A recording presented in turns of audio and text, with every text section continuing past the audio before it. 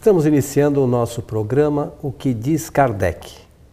Temos o objetivo de levar a você as informações da doutrina espírita baseadas nos livros de Allan Kardec. Conosco, como sempre, o nosso companheiro Milton Felipe. Tá bom, Milton? Bem, muito obrigado e aproveito a oportunidade para saudar com o meu abraço fraterno a todos os nossos espectadores. Seu Milton, recebemos aqui uma pergunta que diz o seguinte: uma pessoa viva pode comunicar-se através de um médium? Como isso ocorre? Interessante pergunta, hein? Interessante. Eu tenho uma pequena lembrança de que nós fizemos uma abordagem a respeito dessa matéria e eu não me lembro se foi no curso Mediunidade ou se foi em um programa Esclarecimentos Oportunos.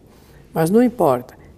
O valor aqui dessa indagação nos remete para o valor dessa obra que você tem em mãos aí, que Allan Kardec escreveu em 1861, chamada a obra O Livro dos Médiuns. É um livro que Allan Kardec dedicou aos dirigentes de reuniões práticas e de experimentações práticas e também aos médiuns, os intermediários dos espíritos. É um livro completo sobre mediunidade. Então, a pergunta é se uma pessoa viva ela pode se comunicar através de um médium. A resposta simples, lacônica é esta: sim, pode se comunicar. E por que pode? Porque é um espírito. Se é um espírito, tem as mesmas condições que todos os espíritos têm.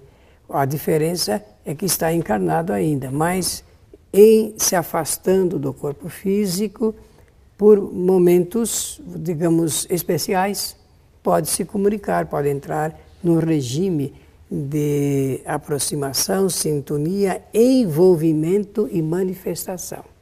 Da mesma forma como os espíritos desencarnados se apresentam. Nós abordamos essa questão do desencarnado nos nossos programas anteriores. E, então, quer dizer, o espírito, para isso, tem que estar, o encarnado tem que estar dormindo. Ele pode estar em estado de descanso, digamos assim, de inatividade, talvez é melhor falar, né? E afastado do corpo físico, em estado de espírito, ele chega até onde está o médium, sobre o qual ele pode entrar no regime de acordo e de envolvimento, conforme salientei agora mesmo. E isso pode se dar, Milton, digamos assim, espontaneamente, ou, como Kardec dizia em um dos capítulos aqui do Livro dos Espíritos, através de evocações? Então, Kardec teve oportunidade de fazer essas experiências com manifestações espontâneas e com manifestações provocadas, evocações. E ele foi descrevendo isso nos 12 volumes da Revista Espírita. Eu vou citar um apenas, que parece que, fazendo esta citação, fica mais fácil depois ir atrás dos demais, as pessoas vão se interessar. A Revista Espírita é uma coleção traduzida para o português pelo nosso companheiro Júlio Abreu Filho, que já desencarnou há muitos anos, e que durante 15 anos fez as traduções da coleção toda, né? E foi editado pela Edicel, cujo diretor era o nosso companheiro Francisco Giannini, na década de 60, me parece que foi 1964, e com apontamentos e sob a orientação do nosso companheiro José Herculano Pires. Nessa coleção, traduzida pelo Júlio Abreu, eu estou falando exatamente porque, como existe outra tradução, eu preciso fazer a referência ao número. É o sexto volume de 1864. Na página 86, na página 145, existem as citações que Kardec deu o nome de mensagens de além-túmulo, mensagens de familiares de além-túmulo. E então mostra aquelas que são manifestações espontâneas, pessoas vivas, distantes e que se comunicavam lá em Paris através dos médiuns da Sociedade Parisiense de Estudos Espíritas.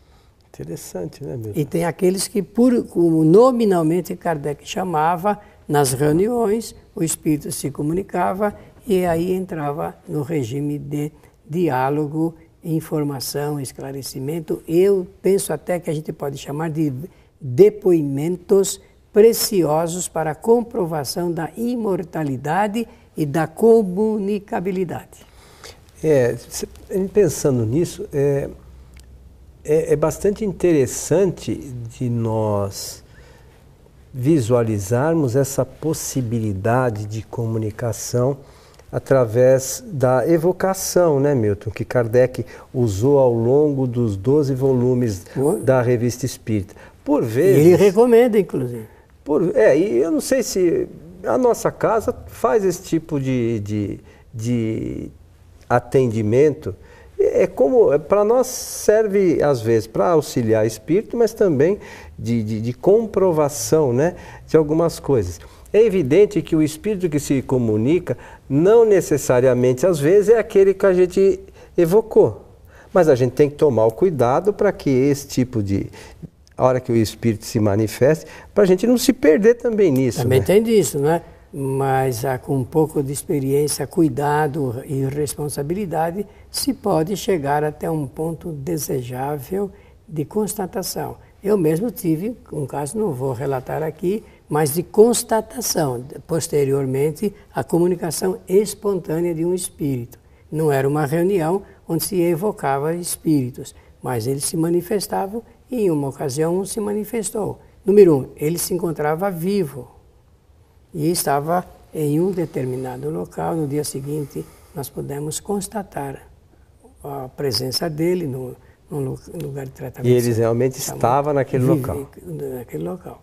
Agora, o detalhe que eu quero demonstrar aqui, do ponto de vista da ciência espírita, é que o médium não tinha nenhum conhecimento da existência desse homem. Era totalmente desconhecido dele, a pessoa e a situação em que ela se encontrava. E ele estava ali fazendo uma solicitação. E para o médium, Milton, porque o médium, ele na verdade também não escolhe o espírito, né? Mas há para o médium alguma diferença entre a comunicação do espírito encarnado ou desencarnado? Nenhuma. Nada? Não, ele não percebe no momento. Coelho, me permita dizer o seguinte, e eu não sei a percentagem, não vou nem arriscar, não tenho nenhuma informação de banco de dados, mas me parece muito digno da gente confiar na possibilidade de um grande número de comunicações nos centros espíritas serem de espíritos encarnados. Os espíritos que você fala que por vezes podem vir ou serem um pouco mais elevados ou sofredores? Não importa o grau? Não importa o grau. Então, eu tenho isso presente, que é bem provável que o número seja surpreendente até, de manifestações, comunicações nos centros espíritas, que essas comunicações sejam de espíritos encarnados. E, veja, esse espírito tem que estar lá num estado que ele possa, que o corpo tem que estar num estado que o espírito possa se desprender. Isso mesmo. E isso pode ser aqui do vizinho, como pode ser do outro lado do mundo. Pode. Então, esse aí vai ser um momento histórico em que nós vamos demonstrar a realidade espiritual, a imortalidade e a possibilidade de manifestação ou de comunicação. Mas, Milton, no livro dos médiuns, em seu capítulo 25, o título do capítulo é Das Evocações. Tem um subitem aqui que diz o seguinte: espíritos que se podem evocar. Podem ser evocados todos os espíritos, qualquer que seja o degrau da escala espírita que pertençam. os bons como os maus, os que deixaram a vida há pouco, como os que viveram em tempos mais recuados, os homens ilustres como os mais obscuros, nossos parentes, nossos amigos, como os que nos são indiferentes, mas não quer dizer que querem ou possam sempre atender o nosso chamado. Essa é uma outra questão interessante, né? Podemos evocar qualquer espírito, mas isso não significa que eles estejam à nossa disposição, né? O primeiro fator é o da vontade. Querem atender? Sim ou não? Segundo, em quais circunstâncias se pode realmente evocar? Nós não devemos esquecer que entre o espírito comunicante encarnado ou desencarnado e o médium, que vai ser o seu intermediário, entre ambos deve existir um elo de simpatia, de envolvimento para ocorrer a manifestação. Esse é um terceiro ponto que deve ser considerado. E por último, a necessidade. Por qual razão? Quais são os objetivos dessa evocação? Então é preciso passar por esses itens todos até chegar no grau de possibilidade. É interessante isso para a questão de estudo, porque a princípio as pessoas têm um pouco de receio, né? Porque lá atrás existia essa crença, né? Moisés, que dizia que não poderiam ser evocados espíritos, né? Os mortos, né? Ele fala dos mortos. Mas ele proibiu a evocação dos espíritos. Mas a razão foi que estava sendo feito um comércio da intermediação entre os médiuns e os espíritos e os seus consulentes, pessoas que iam lá para se beneficiar, fazer perguntas e tudo mais. Hoje não se faz assim com tanta profusão, mas existe ainda uma certa tendência para esse assunto ligado com os consulentes, né? Mas essa foi a razão, porque o Moisés sabia que era verdadeira a comunicação dos espíritos. Ele mesmo promovia nas tendas durante toda a trajetória dos 40 anos, se bem que ele não chegou no final, né? Ele também fazia reuniões mediúnicas, né? E a gente não pode imaginar que se proíba alguma coisa que não exista, né? Só vai proibir aquilo que é possível. Que é possível, né? E ninguém que acontece. Não vai proibir algo que... Ele proibiu foi o mau uso, né? Desse expediente. A outra coisa é o que você falou, que aqui nesse capítulo eles abordam. Utilidade das evocações particulares, né? Isso mesmo. Porque você ficar fazendo evocações aleatoriamente, só por curiosidade, isso não acrescenta em nada, né? Imagine, qual é o resultado que possa ter a respeito disso? E você, às vezes, pode imaginar que, supor que a gente evoque um espírito que esteja encarnado, com o objetivo de especular a vida do espírito. É complicado isso. É complicado. Né? Olha, que eu me lembre, no Brasil, nós tivemos 3 ou 4 casos de comunicações de espíritos evocados sob o regime de depoimento, para que eles explicassem o que ocorreu em acontecimentos de crimes. Inclusive, pelo menos 2 desses depoimentos de espíritos serviram como peça em processo para julgamento de alguns casos. Um dos médios foi o Francisco Cândido Xavier, que serviu como médium nesse processo de evocação de um espírito. Veja que isso aí é uma utilidade, e com esse depoimento o julgamento tornou livre a pessoa que estava sendo acusada. É interessante isso, né? Porque o espírito está lá à disposição, mas tem que haver um meio de se certificar que é aquele espírito, né? E os espíritos trazem muitas vezes essas informações para que não reste dúvida sobre a sua origem, quem é, se é realmente ele, né, Milton? Tem como a gente saber exatamente quem é aquele espírito? Não Olha, tem? Kardec tomava cuidado e ele chegava ao ponto de dar o selo de autenticidade na comunicação, conforme eu citei aqui da Revista Espírita. O Ernesto Bosano, cientista italiano, ele escreveu um livro chamado As Comunicações Mediúnicas entre Vivos. Esse livro foi no Brasil editado pela Edicel, já falei aqui do seu Francisco Giannini, com supervisão do Herculano Pires. No final desse livro do Ernesto Bosano, o Herculano Pires, bem no final, faz ali uma nota de rodapé muito interessante ligada com esse assunto e o cuidado para que a autenticidade das personalidades que se comunicavam fossem realmente obtidas. Então, vejam que existem mecanismos, procedimentos, penso até em falar, uma metodologia que se pode montar para atender a esta observação. Isso também serve para os espíritos desencarnados, né? A comunicação dos desencarnados, eles podem nos fornecer detalhes que às vezes só algumas pessoas sabem, né, Isso Milton? mesmo. São coisas às vezes muito particulares que servem de elo de ligação para que a gente não incorra em erros com relação... A constatação da veracidade da comunicação. Eu acho que isso aí é um dos itens que eu estou querendo mencionar como fazendo parte dessa metodologia.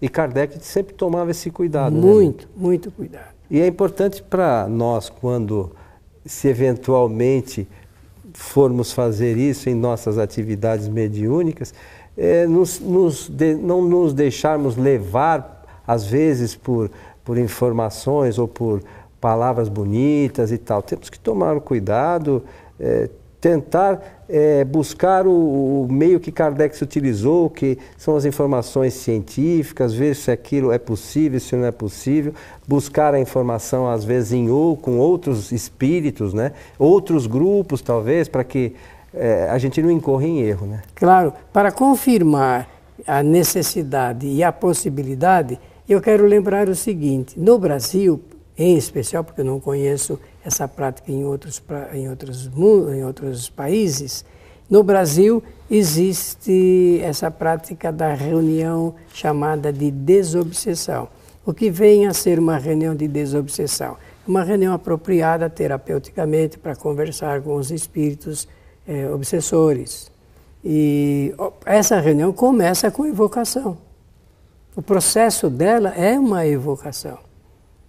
E nós estamos fazendo isso no Brasil, onde, em observação às orientações de Kardec, chegou-se à conclusão de que não se deve fazer evocação por isso ou por aquilo, mas realmente, feita com critério e responsabilidade, só pode dar como resultado um benefício. E o Kardec orienta e diz aqui claramente que podem ser evocados todos os espíritos. Todos os espíritos. Desde os mais elevados até os que são de menor grau de importância moral, para receber o que nós estamos falando aí, receber informação, esclarecimento, né?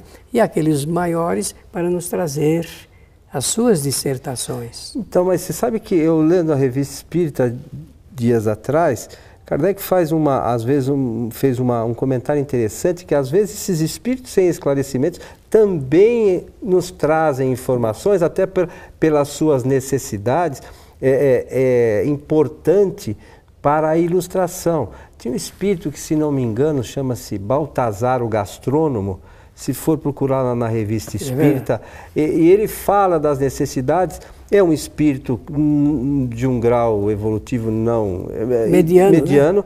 E ele fala, aí Kardec especula sobre as sensações, porque ele falava de alimentação e ele falava que queria comer, mas aí depois, lá pelas tantas, o Kardec falou, mas você precisa? Não. Queria, mas querer é uma coisa, fica poder criado é no outra, quadro né? da imaginação do espírito.